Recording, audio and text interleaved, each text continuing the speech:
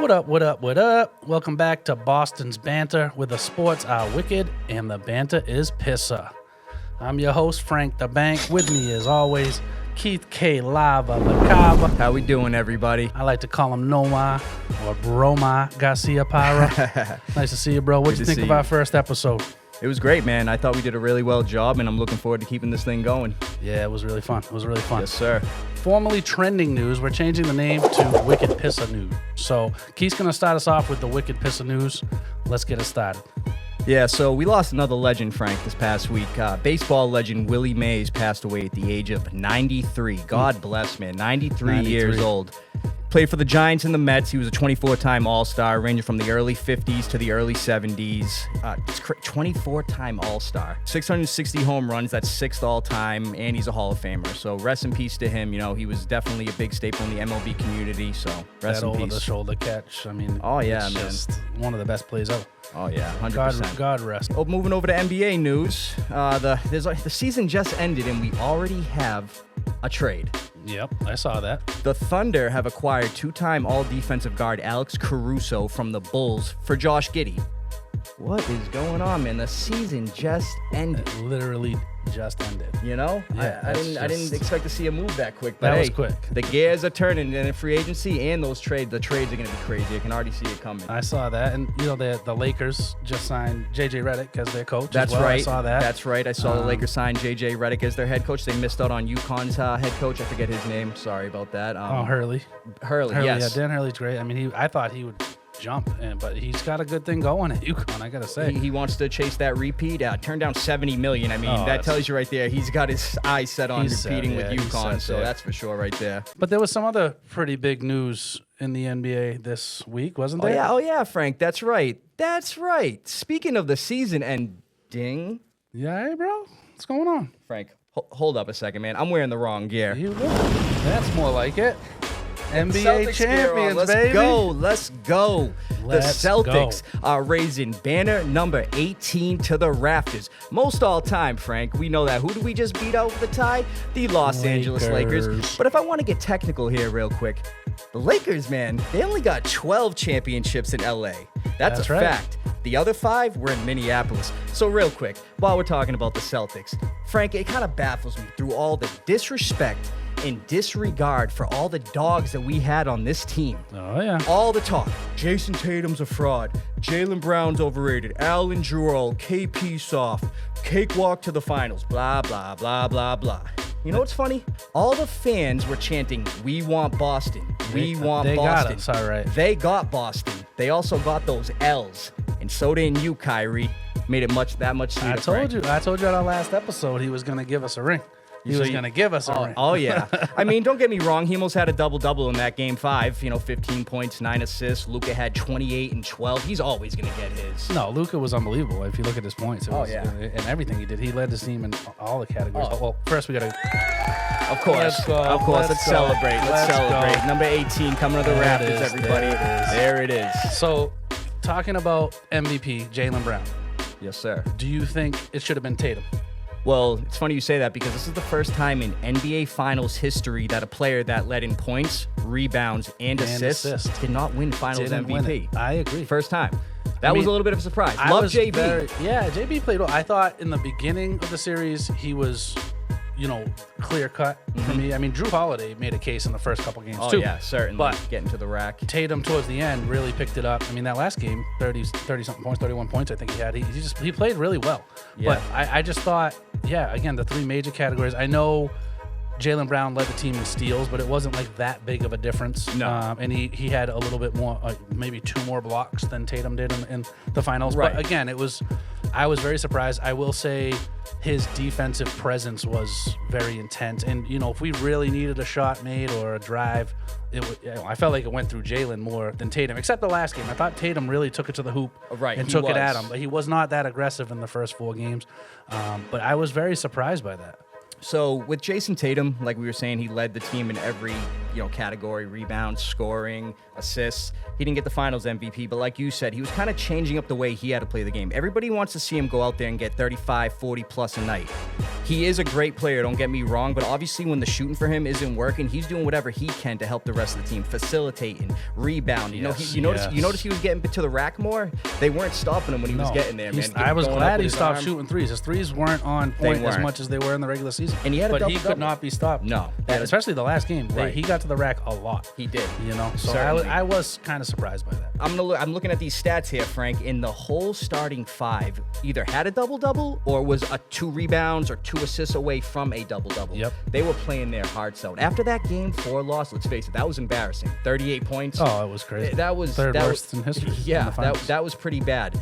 They responded the best way any Boston team should. Now we're the champs again, baby. Oh, it was awesome. It was amazing for sure. Yes, sir. But speaking about one Boston team and going to another, Frank, you got any Red Sox news for us? Yeah, we don't talk a lot about the Red Sox. I mean, we're mainly football, obviously Boston in particular, but Red Sox, obviously, we love the Sox. They're actually playing overachieving this year, in my opinion. They're a very, very young team. Yeah, surprisingly. They're fun to watch. They're fast. They have some pieces for the future. I mean, right now, they're 40-35. They've won 5 in a row, 8 out of the last 10, and they're only 1 game back of a wild card spot. If you told me that before the season with this roster, I would have thought I would have said the you know same what I mean? thing. I really just didn't think that was gonna be what they were about. So we're third in the division. Obviously, the Orioles and the Yankees, the Yankees are stacked. The Orioles have a really young, good team. But for us to be only a game back of a wild card, a game and a half back now, maybe if the Royals won last night, I'm not sure. I'm very intrigued by them, and they're very, very fun to watch. I agree. I mean, I don't follow much baseball. Love all sports, but like you said, it's definitely a surprise seeing this young team. A team they had to blow up essentially from the last time they won the World Series. Had all these great players: Mookie Betts, Andrew Benintendi. Oh, they had some good people. You know what I mean? And now they're kind of starting a formula where they have these young players. We have Tyler O'Neill, who's pretty sure that was leading a great team in home runs, correct? I think he got injured. But he was mashing them. Yeah, and then he came back and he's hitting them again. And then Devers went on a hot streak. Rafael Dinger Devers. A lot of this came from drafting in prospects. It wasn't like these huge signings. I mean, a lot of it came internal, which you like. I love what Duran's doing. The kid's unbelievable. He's really fun to watch. He's super fast. I mean, our defense has been unbelievable, especially the outfield. So it's just they're a fun young team to watch. I think the future's really bright. I don't think we're winning it this year by any means, but right. It'll be a treat if they make the playoffs. It would be. Yeah. So it'd be nice to see them back in the playoffs. Absolutely. So, any other news you got for us, Frank? I mean, something we haven't really talked about came out a couple weeks ago. Caitlin Clark and Beast. Yeah, she's great, unbelievable. The Olympic team. She was not put on it. So really, there's some people did not know that. Yeah, so there's some people that were mad about it, and there's some people that said, well, she's young, and the other people deserve to be there too, which they do. They all do. There's 2 sides to it. I thought it was a missed opportunity to bring visibility, if you will, or viewership, sponsors to WNBA and women's basketball in particular. I know it's the Olympic team, but every single woman on the team is a WNBA player. So a lot of people know who Caitlin Clark is, right? Oh, yeah. Could you name any other WNBA players? Angel Reese. Yep. Cameron Brink. And Brittany Griner. I'm not to sound ignorant. It's just those are the big names I know. Yeah, Brianna Stewart is one of them. I mean, Aja Wilson, who's won 2 of the last 4 MVPs. So there's I can't even tell you how many teams are in the WNBA, and I'm sure you couldn't tell me how many teams, right? I unfortunately couldn't, Frank. Exactly. So the visibility that Caitlin Clark brings. I had friends, and I'm sure Tim and Kevin are watching this, that went to the game, the rematch against LSU in the semifinals last year. Wow. It was in New York. I almost went, but I never thought in my life I'd want to go see a college game. But never mind the fact that I have an Iowa Hawkeyes hat on. Represent, man. Because of Caitlin Clark. Okay, so these are things, she brings visibility to WNBA and the players. And she just has that transcendence. She just passed Pete Maravich for all-time points in college basketball history. Yeah, that's right. Men's and women's. That's That's insane. To lose that visibility is kind of crazy to me. And a guy I follow for real estate, Jared James, said it best: visibility trumps ability. And what that to me means is that even if she didn't play, she'd still be talked about a lot, and it would still bring extra sponsors, more views. That's how there's always this talk about the NBA gets more money than the WNBA, and NBA funds the WNBA, but there's obviously that pay gap, that disparity between what the men make and the women make. It's something that could have closed the gap a little. I mean, it probably will never be as popular as the NBA. It's been around for so long, but I just think that it was a real big mistake on their part to not bring her. Absolutely. Just for that reason. I don't know if it was like the players or the coaches, or if it was jealousy or envy or whatever it might be. And, she's actually, Aja Wilson, who I was just talking about, and her are the top 2 vote getters for the WNBA All-Star game right now. She's a rookie, and she's been good, but their team's been, so-so. Right. It's not like she's tearing up the world. It's just who she is. She just gets the attention. Right. And another thing that I didn't know this. I looked it up because of Caitlin Clark, and the fact that this Olympic women's team has been what they have been. Do you know how many medals they have? I can't say that I do. Okay, so they started playing in 1976, okay? Every 4 years we play. So that would have been 12 times. This would have been the 13th. In 1980, we did not play. We boycotted the Olympics because Russia invaded another country. Big surprise there. So we did not play that year. But every single year that the women have played in the Olympics, they have won a medal. Every single year. They have 11. They've won 9 gold, 1 silver, and 1 bronze. They've won 7 straight golds. Very impressive. I did not know that. I had no idea, but they don't need Caitlin Clark on the team. They're obviously great. So of course, yeah. That's again where it comes in. There's 2 sides to it, but I just think they missed an opportunity to bring people to the sport, to bring attention to the sport. All news is good news, you hear, right? Of course. Whether it's bad or good. Any publicity is good publicity. Exactly. So I just thought they really did miss an opportunity to bring more of that. I'm hearing stories of kids in high school or even elementary school in gym class shooting 3-pointers. They're not saying Steph Curry or Kobe. They're saying Caitlin Clark. They're saying Clark, yeah, exactly. You know what I mean? It's even me and my wife were watching the games. I watched the entire game against Angel Reese last year, the rematch. She beat her. I wanted Caitlin Clark to win the championship. She did not. They lost. But I watched both of those games. I can't say that I've ever done that in a college women's.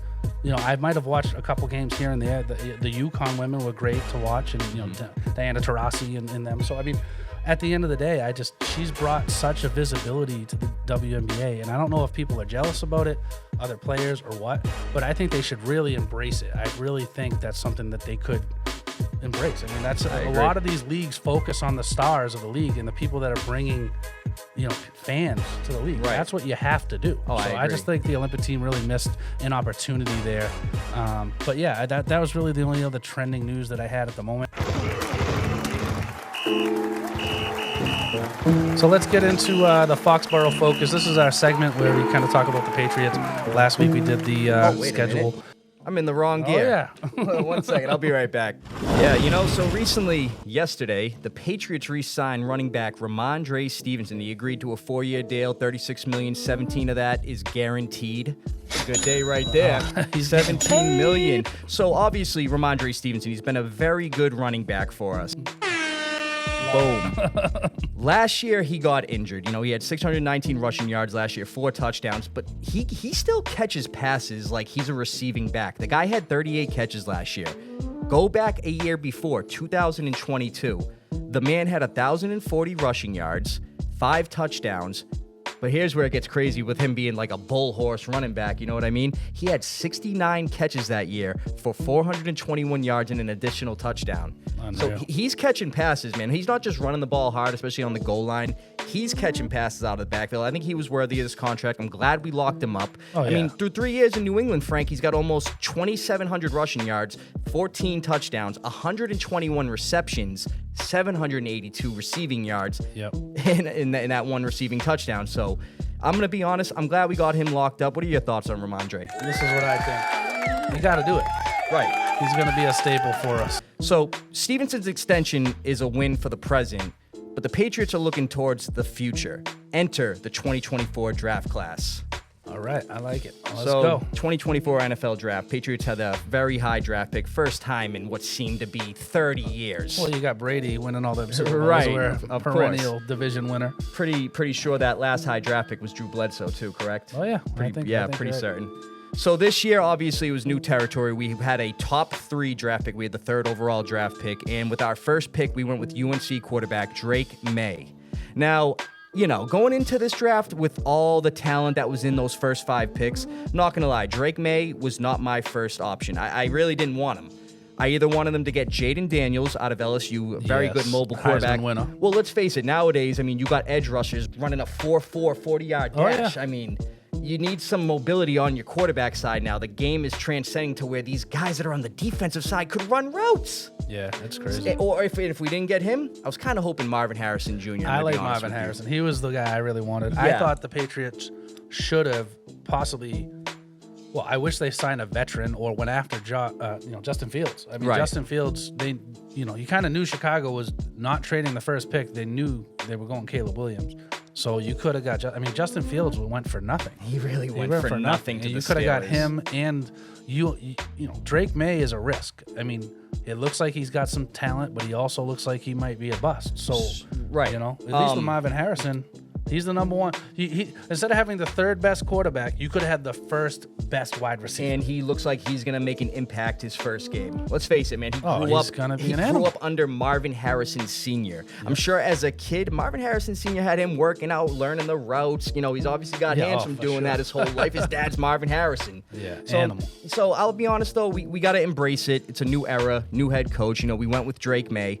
I'm hearing the good intangibles. I hear he's got a cannon for an arm. Well, that's one of the pluses. Cannon sure. for an arm. He actually works well within the pocket. One of his problems is, though, once that blitz starts coming, he gets nervous. He gets rattled. He needs to work on his footwork. His footwork, yes. And Yes. also his decision making. Some of the interceptions you've seen him throw at UNC, it's kind of like you'd sit back and think, where are you throwing that to? Looked like Yes. Mac Jones against the Colts last year, some of the interceptions. I'm like, dude. His decision making, yep, that was something else I wrote down. His arm strength and playmaking ability is big. A few people have talked about him being similar, stature to Josh Allen, You're right. Justin Herbert. He's big. He's got a strong arm. He's quasi-mobile. He can move. He's not slow. But he's, like you said, he's young. He only started 26 games. Right. Right? So that makes you very nervous, okay? Of course. Merrill Hodge, draft analyst, I don't know if he's ESPN or NFL now, but he said, and it's kind of funny, that he's the kind of player if you draft will get you fired.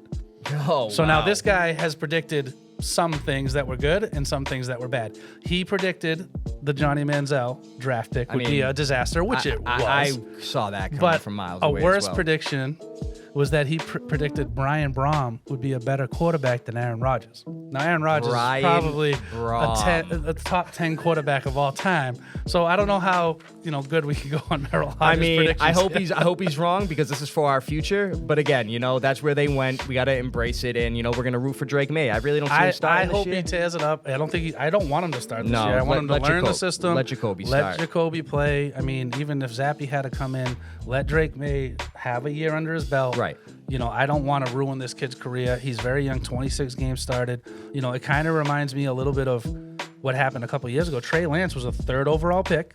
He only started 17 games in college, and now he's Third going to overall probably pick. be a career backup. Yeah, due They to the ruined injuries he his. sustained and Well, that everything. and they started him pretty early. Yeah, they did. I They want rushed. him. I want Drake May to do really well, and he could be really good. This is the time to develop him, and that's what they're going to do. But so Drake May with the first pick, and with the 2nd round pick number 37, we took a wide receiver by the name of Jalen Polk out of Washington. Yeah. Now, this is where it gets interesting. So going into this round 2, there was still some pretty big names left on the board. I shouldn't say big, actually, but, names that were stuck out more than Jalen Polk from Washington. Yeah. Now, I'm not taking anything away from him, but we acquired that pick from the Chargers, and they used that to actually draft Ladd McConkey. Again, interesting name. Yeah. So we talk about him every episode. It's just a funny name, man. I can't help it. I love it. So Jalen Polk, we took him, and I was surprised because there was another receiver on the board by the name of Adonai Mitchell who got picked up by the Colts, and he came out of Texas. He looked like a physical beast, man. Yeah, he looked good. I thought for sure the Patriots were going to settle for one of these big play, big body receivers. Not taking anything away from Jalen Polk, but he stands at 6'1". Good route runner. He's a great route runner. And they say he's very good with going up for contested catches as well. Right. Some of his problems are his explosiveness off the line, as well as he really struggles against press man coverage. He gets forced out of bounds a lot, they were saying. Yeah, I mean, he's only got a 4.52 40. He's not going to, blow you off the line by any means, but he is a good route runner. A lot of comparisons have him to Jacoby Myers, who had a great year last year. He was always very consistent for us. Yeah, so certainly. what we're trying to implement, I mean, I think there's some upside there, but there was a couple people we could have went with instead. Yeah, like I said, I thought it would have been Adonai Mitchell, but again, you got to embrace the pick. This is a new era. Who knows? This guy could be an absolute beast for us. You never know. That's what I love about the NFL draft. You see these guys, you don't know that they're going to do good, and they end up becoming Pro Bowlers. Yeah, again, we need the route runners. We've tried to pick up guys, in the past, that haven't panned out. Right. So if you find a guy that can run the right routes and run a good route, that's going to help. Right. So Absolutely. let's hope that pick works out. Absolutely. So then we go over to the third pick in the third round, pick number 68. We took a tackle by the name of Caden Wallace out of Penn State. Not going to lie, I actually really like this pick. We had to focus on the offensive line. We're already dealing with injuries as it is right now with Cole Strange being hurt, Michael Onwenu, who we actually recently re-signed. He's dealing with some injuries. So they wanted to focus on obviously solidifying that offensive line. Now, just because he's a third-round pick doesn't mean he's not a good offensive lineman. I mean, I'm hearing great things about this kid, especially when it comes to his balance off the line to block. He has edge rushers on their fingertips sometimes. This kid's good. He's going to be good. He had 40 starts at Penn State. But all I can think about with this name, I love his name. We got a lot of cool names that we on the team. I love Drake May, Jalen Polk, Caden Wallace. We got some other cool names coming up too. But all I can think about is Mel Gibson and Braveheart is William Wallace. Freedom! When I hear Caden Wallace. And I hope every single time he blocks somebody and throws them down, he yells, freedom, right in his face. Hey, he plays for the Patriots, man. I mean, I know that's not the Mel Gibson movie we're talking, but he can put the blue on his face like he did in Braveheart. So cool. That would be awesome. I love the name, and he is actually a very good prospect. So. Oh, certainly. So excited to see what he can do. Yep. So then we go over to the fourth pick in round 4, pick 103. We took a guard by the name of Layden Robinson. Great name. Also out of Texas A&M. I don't really know too much on him. I just know the guard position we're a little thin right now, so I'm hoping he can come in and provide a spark for us. He's a great run blocker, needs work in the pass blocking department. So okay. That's huge. We like to run, so that helps the run, but he does need some work in pass protection is what I saw. Texas A&M Aggies, a guard. They may actually try to move him a little bit around too, but he's supposed to be pretty good in run blocking, so that's what I've read about. I'm glad to hear that. That's going to be a primary focus of our offense is running the ball this year, so that's great to hear. He can do that. Got to work on that pass blocking though. And with the fifth pick in round 4, we took a receiver by the name of Javon Baker out of UCF. Oh yeah, I like this kid. Me too. I think he's got a lot of potential, and also I don't see him really being. He has a lot of confidence.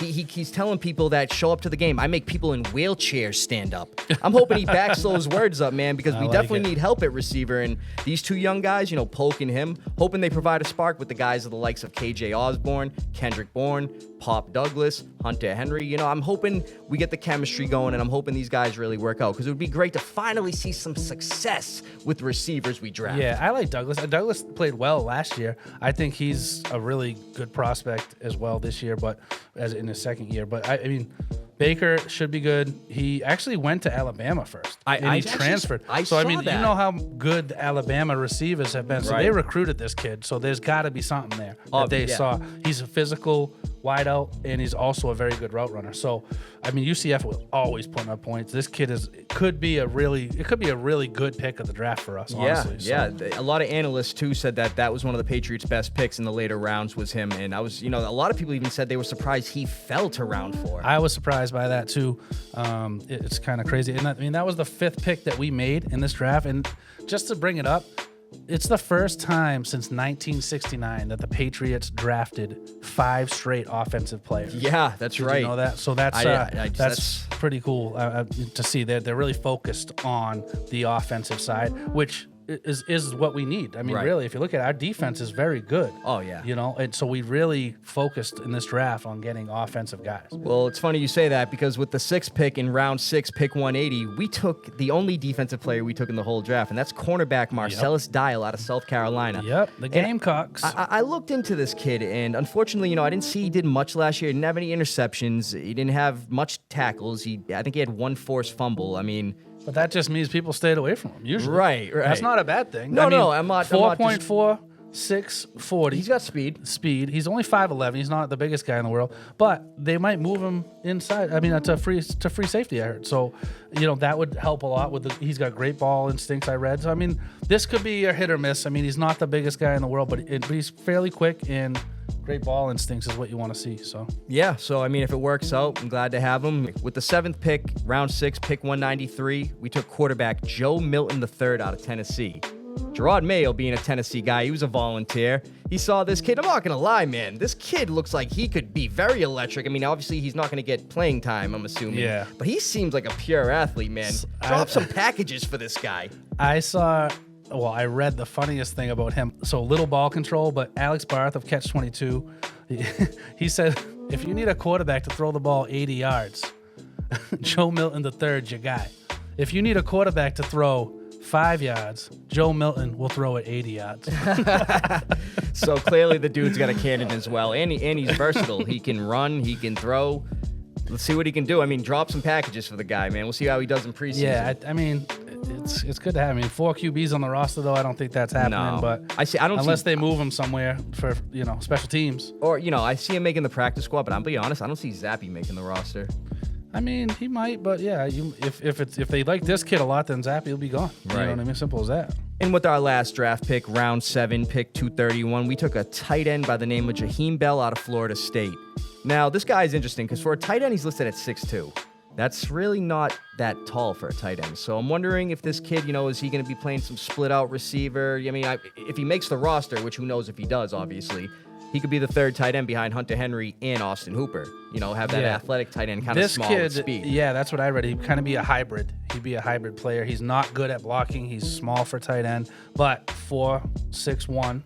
40-yard speed, and that's pretty good for a tight end. Right. They use him in special packages and different things like that and move him around. Like you said, their main focus in that draft was the offense. Primarily, they knew they had to do something with the offense. The defense was roughly a top 5 defense last year. So now going into this season, I'm not surprised they did. I wouldn't be surprised they did every pick offense. I was surprised, actually, when they picked the corner. Yeah. I mean, our defense is stacked. Good stuff. Well, let's bring some fire to this episode. It's time for the lava round. We're going to talk about sleepers, our way too early sleepers. Way too early. For fantasy football. I think I speak for me and Keith when I say if you're in my league or his league or any of our leagues, it's time to either shut our show off or put your earmuffs on. We don't want you taking our guys. So don't listen to anything we're saying right now. We're kind of giving the tricks of the trade away here. So Right. Keith, we're going to start off. Why don't we start off with your 2 quarterback sleepers this year? And this is, again, way too early. These could change. And they will change. They will change. But this is our way too early sleepers. So as of right now, one of my sleeper quarterbacks that I have, Frank, is Will Levis of the Titans. I like it. How can you not look at this guy and say, hey, let me put him on my fantasy team with the team that just got formed around him? We talked about it last week.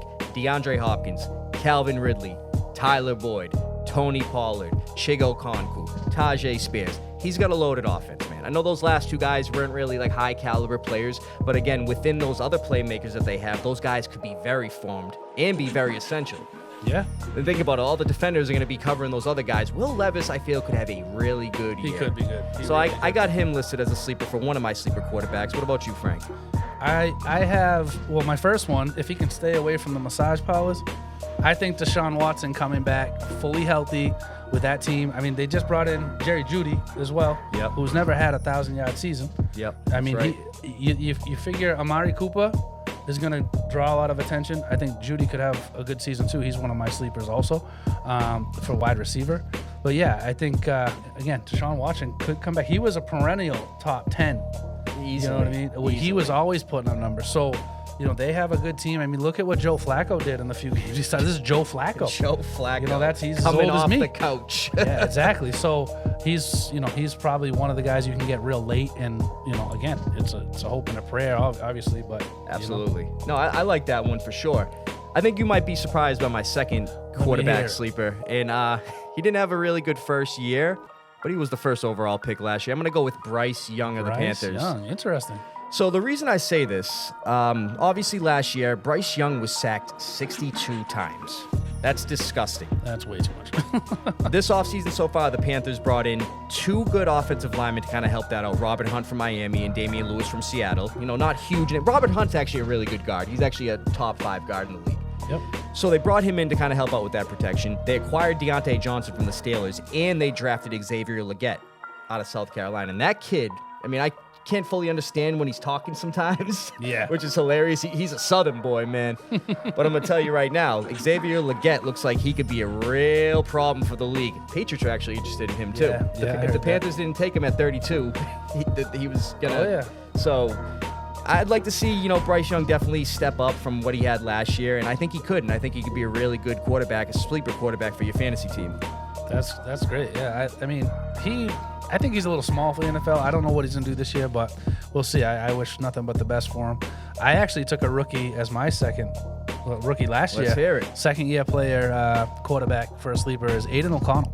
Aiden O'Connell from the Raiders. You think Raiders. So you think he's going to start, though, with Gardner Minshew there? I think he's going to take that job. Okay. I think he's already – I don't know. The way he played last year I thought was pretty good. They what they have there is pretty good. I mean, if Minshew wins it, then grab Minshew. But Brock Bowers – the tight end, rookie tight he's end. Unbelievable. They drafted a 35th overall second-round tight end last year in Mayer. He's really good. Michael Mayer, yep. They signed Michael Gallup. They have Devontae. They have Jacoby Myers. If it's Gardner Minshew, take him. If it's Aiden O'Connell, take him. Right now, I'm not sure which way they're going. Right. I thought Aiden played pretty well towards the end last year, so if he wins the job, again, way too early right now to know, but whoever wins that job, whether it's Gardner or Aiden, and Gardner played well when he came in too. Yeah, either one of them last year wouldn't be a bad late pick if you needed a backup guy on your bench that you had a spot starter, or if your primary quarterback gets hurt.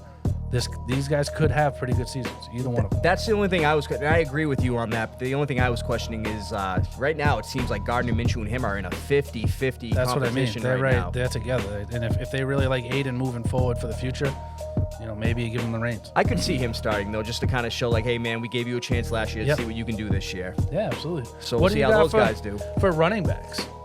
For running backs, So I actually have a Patriot for my first running back sleeper. I like it. Antonio Gibson. I had a feeling you were going there. So a lot of people, Antonio Gibson know, he came from Washington. His rookie year, he was a 1,000-yard rusher. But people don't realize that when he was in college, he was actually a wide receiver. He transitioned to running back. Now, being on the Patriots, mind you, new era, new playbook, new offensive coordinator, the whole 9. I feel like, especially if it's Jacoby Brissett or even Drake May, he's going to be a security blanket for them. He's going to be catching passes out of the backfield. He's going to be running the ball, obviously. But people don't realize, too, last year with Washington, he was split out wide as a receiver for the most reps out of any running back in the NFL. He was split out a lot. Yeah, he did. And I really feel like the Patriots are going to kind of utilize him because of his athletic ability to catch the ball out of the backfield or line him up in the slot. You got Ramondre there still. Oh, yeah. Gibson is a great player. Yeah, so I think he just could be a needs good sleeper pick ball for sure. control is a big thing for him. If he can't fumble like he has in the past. That's the biggest thing. Absolutely. But other than that, yeah, I think he's a great one. My first running back, which is this a real stretch, but I think it's somebody that played fairly well when Joe Mixon got hurt last year. And he was a rookie last year, a late rookie, Chase Brown. That's so funny. That's who I have too. Really? I took Chase Brown because he's only got Zach Moss in front of him. Yep. He that's what I put. Averaged over 4 yards a carry, and he's pretty explosive. I feel like he, So what do you have on him? I like him a lot. It's funny you took him too. So that is funny. So it's funny you say that, Chase Brown. Obviously the Bengals lost Joe Mixon, and ahead of him is Zach Moss, who didn't play bad with Indy last year, but he was there while JT was serving the suspension and stuff like that. Chase Brown looked very explosive as a rookie. Explosive. I mean, even one game, he had a 3-catch, 80-yard, 1-touchdown game. Yep. In that offense with those dynamic weapons that the Bengals had. I see this kid having a bigger role, and I feel like they're going to utilize him a lot in the passing game, just like Antonio Gibson. I love it. So I definitely say you look out for him in your later rounds. He'd definitely help you out. My second running back is actually Zeke, going back to Dallas. Zeke. And I thought he played well for us. He did. When, towards the end of the season. When Ramonde got hurt. Yep. Zeke came in, he played well. He's going back to Dallas with a chip on his shoulder, I think, and he's got something to prove still. I mean, that is a good sleeper. I like that. Just like a late round sleeper because they don't have Pollard anymore. I mean, there's a bunch of question marks. The kid's gonna score touchdowns on that team. There's no doubt. So I think that's he's not gonna be. He was a perennial second-round pick at the latest for a lot of years. But I mean, even getting him late, it can't hurt. So I like that because behind him is Rico Dowdle and Deuce Vaughn, who I actually thought was going to be a big star coming out of the preseason. I thought they were going to utilize him. I think he's a little small, but he is. That was the only thing with him. He's a pretty good player though. Darren Sproles type, but again, it didn't work out. So yeah, I like that one though, Zeke. And we both got Chase Brown. Yeah. What do you got for your 3 receivers? You can start with 1, 2, 3, whatever you want. I already told you one of mine. Jerry Jeudy just goes hand in hand with Deshaun Watson. Never had a 1,000-yard season yet, and I think this year he could get over the top on that. So that was my first one. What do you got? So one of my sleepers, I got Jameson Williams from the Lions. I like that pick. So he, for his size especially, he's a speedster, man. He is very fast. And it's funny, too, because we all know how in Madden they can be very horrible with the speed ratings and stuff. The attributes. A lot of the guys are like, what? How are you doing that? They gave this man a 98 speed. That speaks volumes. Randy Moss speed. Obviously that's just Randy Madden. Moss was 99, I think. But right? you have other guys out there that look like they could be 97 speeds. They list them at 90. Yeah, I mean, they got him at a 98. So with also the Lions not having Josh Reynolds anymore, Amon-Ra St. Brown is still there. But behind Amon-Ra St. Brown is Khalif Raymond and Sam Laporta, who's the tight end. Yeah, Laporta. I see Jameson Williams having a breakout year. I like that pick, yeah. I do. Who do you got for your second wideout?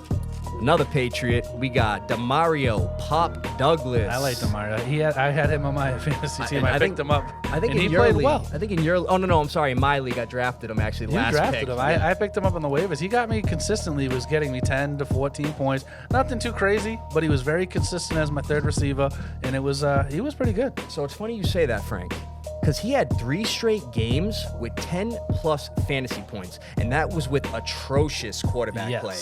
So that speaks volumes in a rookie for it, especially a late round rookie. He was consistently getting me points, yeah. Not only that, but he had 4 straight games with 5 or more receptions, again, with atrocious quarterback play. Yep.